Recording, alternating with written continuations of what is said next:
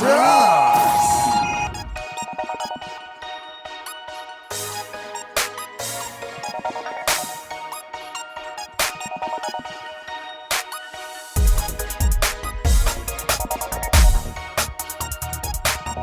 it's your boy Simone. Just wanted to kind of share my experiences so far on obtaining my CDL driver's license. I chose to go to Roadmaster driving school here in San Antonio, Texas, and it's pretty hot. But the reason why I chose to go that route is because I didn't want to get trained by a company and kind of be locked into a one-year contract with that one company. I've heard a lot of bad stories about that, but hey, that's just me. I mean, it doesn't really have to apply to anybody else. So my first week at Roadmaster, pretty boring. I'm not gonna lie. We got a four-week training going on. So like the first week, man, it's just the entire week you're just stuck in the classroom. I'm not gonna lie. First day you'll be doing a lot of paperwork. Just kind of going over, how everything's gonna play out over the next few weeks. And then at like Monday, Tuesday, you do a lot of studying for the first two tests that you have to take. I know in Texas you have to take 5 tests in order to kind of, drive a big truck or to start training in one. So the first 2 tests are really easy, just a basic general knowledge. Not the actual general knowledge test, but just a basic knowledge test. And then you got a combination vehicle test, which in this school, man, you'll study for it Monday and Tuesday. Wednesday morning, everybody, in your class, hop in the van, ride down to the DPS office, take a couple of tests. I think they're like $11 each, or maybe one $11 fee for both of those tests.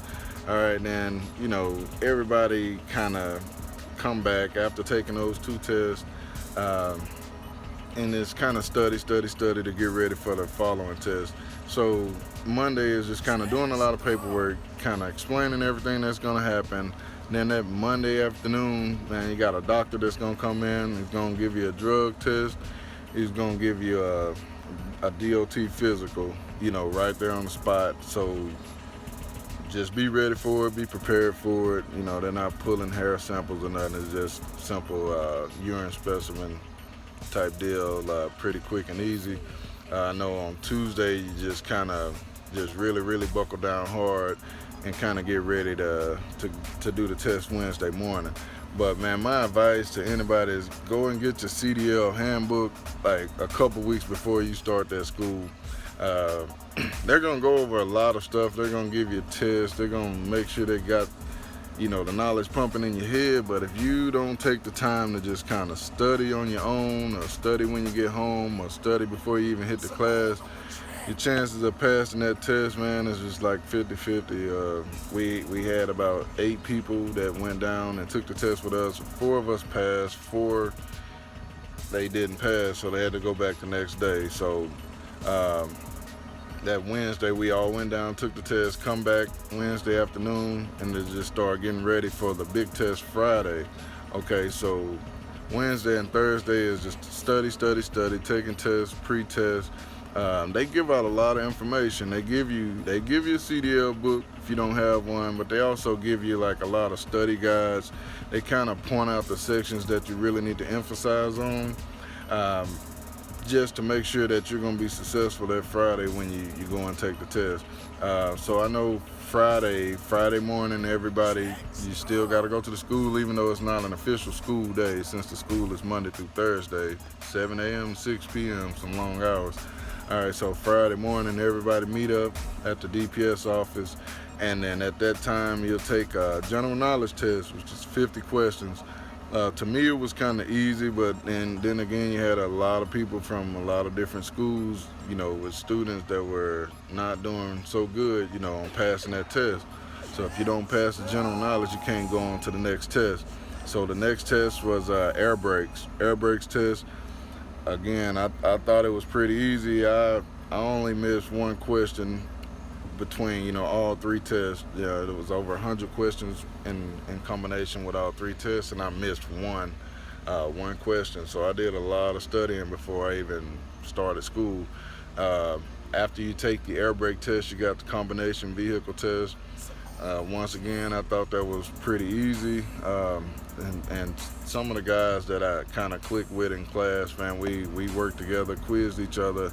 There's a lot of websites you can go to that kind of, got some accurate questions on the test that will, most definitely help you pass. So week one was just classroom, getting you ready. After you pass all 5 tests, then they'll print out you like a license saying, hey, he's qualified to start driving, commercial vehicles. Then I can start training. So after that Friday, you take the weekend off. You kind of just chill out. Come back Monday morning, 7 o'clock sharp. Man, then you have it. You just actually behind the wheel. You're out of the classroom, behind the wheel. That Monday is boring. I'm not gonna lie to you, man. It's very boring. So like your days is split in half. So for you either got yard AM, road PM, or you got road AM or yard PM, vice versa. So if you're working in the yard, like training in the yard, man, they just teaching you how to straight line back. Like when you're in the yard, no, you can't push the gas, you can't accelerate the vehicle at all. You just gotta kind of let it roll on its own. And so for 4 hours, man, you in a group of 4, you take turns, get in the truck, you walk all around the truck, make sure you don't have any obstacles. You kind of just do a straight line back, come up, straight line back, come up. Before you even put that truck in reverse, man, you gotta walk completely around that truck. You gotta, make sure you don't see any obstacles. You make sure you honk the horn every time that truck go in reverse. Before those wheels move, you honk the horn. Seatbelt on. They got like yellow reflective pads on the seatbelts so they can clearly see that seatbelt, when that truck is moving. But then the second part of the day, when you kind of go out on the road, and then you'll go to what they call a horseshoe. It's just service roads, and you're just learning how to shift, like putting the truck in first and taking off easy, stopping it, taking off in first, easy, then stopping it. Then they work you on up to gears 1 through 5.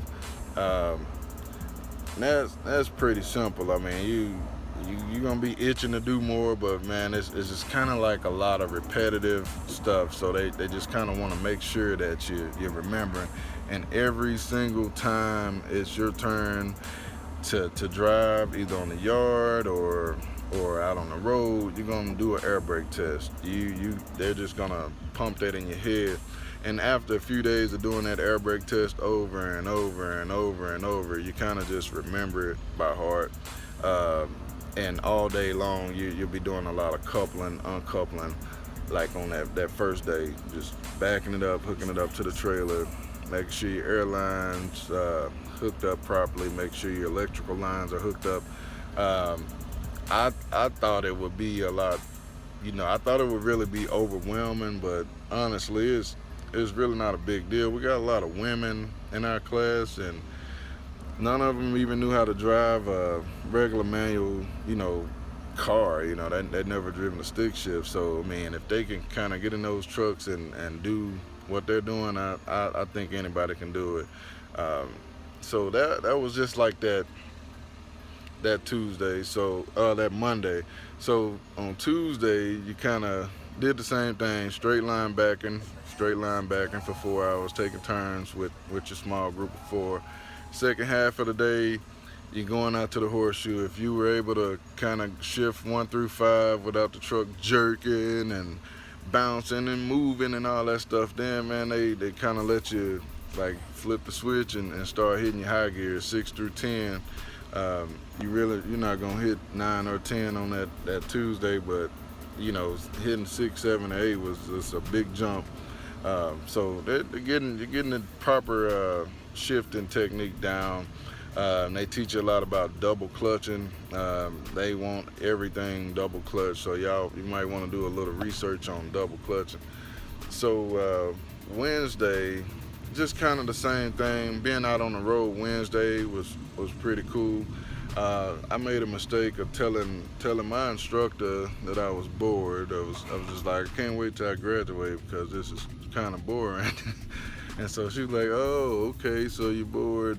And she just made me drive the truck all the way back home. So I had to go through traffic, shift, and had to get all the way up to 10th gear. So I felt pretty proud of myself. I handled the turns, traffic, pretty busy street. I handled it pretty well on that Wednesday. So Thursday, last day of week 2, and you're just kind of learning how to parallel park that big truck, man. And the women did really good. The guys did really good. All the people that never just really even parallel parked or driven a manual transmission, vehicle, they did pretty good. So a lot of people are just intimidated by the size of that truck. But honestly, if if you can just drive a car, man, you can drive a truck. One of my instructors told me, man, that you've been getting prepared for this moment all your life since you started driving. So honestly, I think it's easier to drive, you know, a big truck opposed to like a big truck and a smaller trailer. Um, like a regular pickup truck and a regular, little small trailer. You can control the 53-foot trailer better than you can the kind of trailer you hook up to your car, SUV or van, truck or whatever. So so far that's just all it's been for 2 weeks. And I mean they push you in the first week to do a lot of applications, and they kind of have companies that they recruit with or deal with on a regular. Meaning they come in every Tuesday or Wednesday. They make their presentation. They feed you pretty well. Now they will give you a lot of food, um, but I would suggest listen to what every recruiter got to say. I ask questions. I was like, do you pay on? How much do I make per mile if I'm driving with a full load? How much am I making per mile with an empty load? How much am I making, or am I even getting paid when I drive that tractor without a trailer on the back of it? If you want me to take it somewhere or whatever. Uh, what about breakdown pay? What about layover pay? So those are some of the kind of questions that I would ask the recruiters. So I just kind of listen to everybody's presentation. I think it's educational to do so, to just kind of know what the companies offer. But then the best thing you can do, man, is talk to other people that's been driving, that's doing this already, that's successful with it. Um, I big shout out to LaShawn Parks. I don't know him personally, but man, he'll answer any question. He doesn't put himself above anybody. He got a lot of knowledge. You know he got a lot of insight on trucking, period. And I just like his attitude and the way he just kind of come across with this information. He make trucking look really fun. He make it look adventurous. And he's always in good spirits. I see him giving back to the community. Stuff like that mean a lot to me. That whole YTTA network, man, I follow him quite a bit. I watch a lot of the videos. So big shout out to all of y'all, man. I love to see y'all on the road one day, talk to you. I know we'll meet up. But man, the biggest thing I'll say is just do your research. Different companies. Just read. Look at reviews. I like a website called Truck and Truth. Man, they got a lot of information on a lot of different companies, and drivers for those companies have posted their experiences. Shit, like every company, you're gonna have bad reviews, but then you're gonna have excellent reviews. But it's just just kind of like just read both. Take the good and the bad. No, I don't think no company is perfect, but any company that'll hire you straight out the gate, you should try to at least stick with that company for about a year. From what I'm being told, you don't want to just bounce around from company to company to company. And I have made a selection on the company that I'm going with because of the amount of money. Every driver I talk to seems really happy. man, I just feel like, the home time for this company works out for me. I do have a family, kids, wife, everything like that. Um, and I don't want to, be gone for several weeks at a time and then come back for a couple of days. Um, but I mean, if I got to do it, I got to do it. I mean, I just want the experience. And then after 1 or 2 years, then I'll be able to, just kind of get a really good job close to home, making big money. So that's just my experience, man. If you got any questions about my experience so far with the school or the test, then I can help out with the test. It don't matter what state you live in. I got a lot of good resources, so can help you answer any questions, kind of help you on the academic side as far as getting prepared for schools and what you should probably research and stuff like that. I can help you with all that. I mean, as far as driving a big truck, I'm still a rookie. I'm still in the learning stage, so I won't be much help there. But anything I learn, I don't mind sharing my knowledge. So if you want, you can just hit the subscribe button, like button, or just send me a comment or a personal message. I do. They all the notifications come to my phone, so I will be able to respond, quickly. Um, I mean, anything anybody want to know, so far, man, just hit me up, and y'all have a good day.